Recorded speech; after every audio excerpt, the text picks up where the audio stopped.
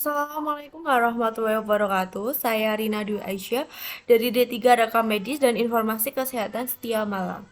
Saya akan menjelaskan materi tentang anatomi fisiologi sistem endokrin, tugas mata kuliah anatomi fisiologi, dosen pembimbing Henry Didianro, Sarjana Keperawatan Nurse Magister Pendidikan.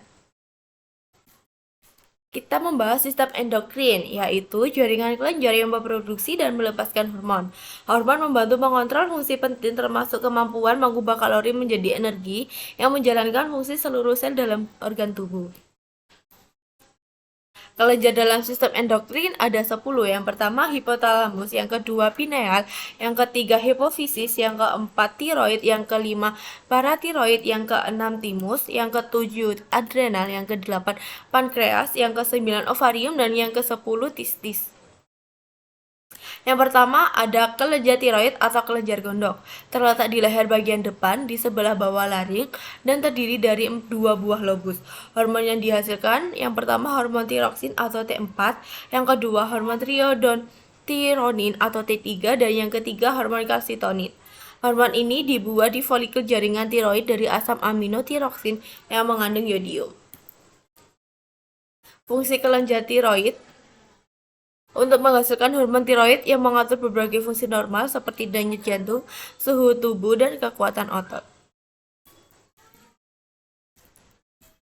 Kelenjar tiroid yang pertama regulasi hormon tiroid. Kelenjar tiroid dikontrol oleh hormon tropik TSH, thyroid stimulating hormone atau thyroidotropin yang disekresikan oleh kelenjar hipofisis atau pituitary anterior.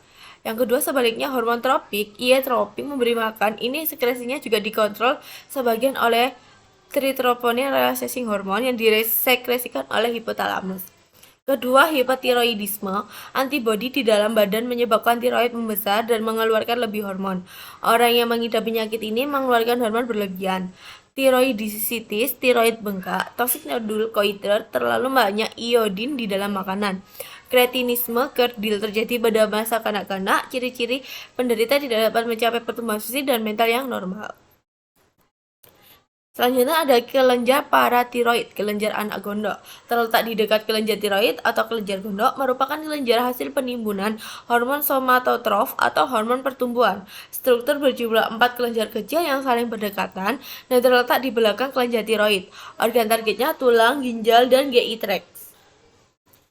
Selanjutnya ada kelenjar timus, terletak di sepanjang rongga trakea di rongga dada bagian atas. Kelenjar yang bertanggung jawab pada pertumbuhan manusia. Hormon yang dihasilkan hormon timosin. Timus membesar sewaktu pubertas dan mengecil setelah dewasa. Kelenjar ini merupakan kelenjar penimbunan hormon somatotrof atau hormon pertumbuhan dan setelah dewasa tidak berfungsi lagi.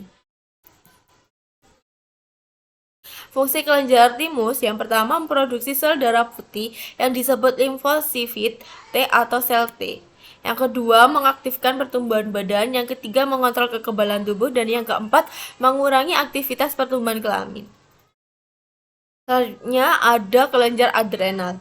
Kelenjar adrenal atau anak ginjal, kelenjar endokrin berbentuk segitiga yang terletak di atas ginjal. Kerja kelenjar adrenal ini diatur oleh kelenjar pituitari atau hipofisis. Terdiri dari dua bagian utama, yaitu korteks adrenal bagian luar, medula adrenal bagian dalam. Kelenjar korteks luar adrenal menghasilkan hormon mineralocorticoids. Contoh aldosteron, fungsi mempertahankan keseimbangan kadar Na dan K. Yang kedua, glucocorticoids. Contoh khususnya kortisol, fungsi regulasi metabolisme glukosa dan molekul organik lainnya. Resistensi terhadap stres dan counter respon inflamasi. Yang ketiga, gonadocorticoids menghasilkan steroid androgen dalam jumlah yang tidak signifikan.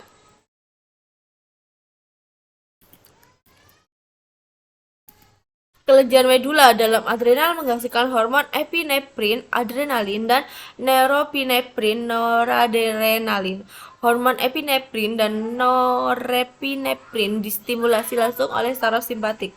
Fungsi untuk meningkatkan laju perombakan glikogen dalam hati dan otot rangka merasa pembebasan asam lemak dari sel-sel lemak.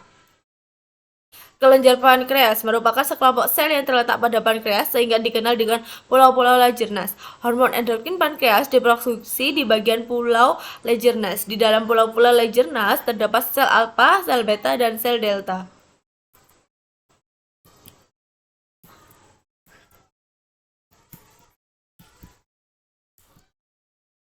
Hormon yang dihasilkan pankreas yang pertama ada glukagon, dihasilkan oleh sel alfa, berfungsi untuk meningkatkan kadar gula dalam darah, tipe hormon asam amino. Insulin dihasilkan oleh sel beta, berfungsi menurunkan kadar gula dalam darah, tipe hormon asam amino. Dan yang ketiga somatostatin, dihasilkan oleh sel delta, berfungsi di pankreas, akan menghambat sekresi hormon insulin dan glukagon. Yang keempat ada somatostatin, diproduksi juga di saluran pencernaan. Fungsinya secara lokal akan mengurangi sekresi lambung, motilalitas pencernaan, dan untuk menghambat sekresi hormon pencernaan termasuk gastrin dan sekretin. Selanjutnya ada kelenjar gonad atau kelamin, terbagi atas dua kelenjar yaitu ovarium dan testis.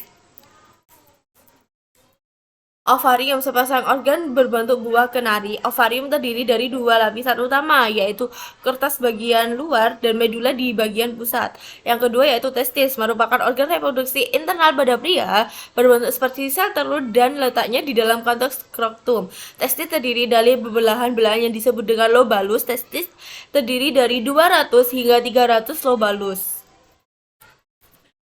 Hormon yang dihasilkan di ovarium menghasilkan hormon estrogen, progesteron, relaksin, dan inhibin. Relaksin membantu dilatasi uterus pada akhiran kehamilan.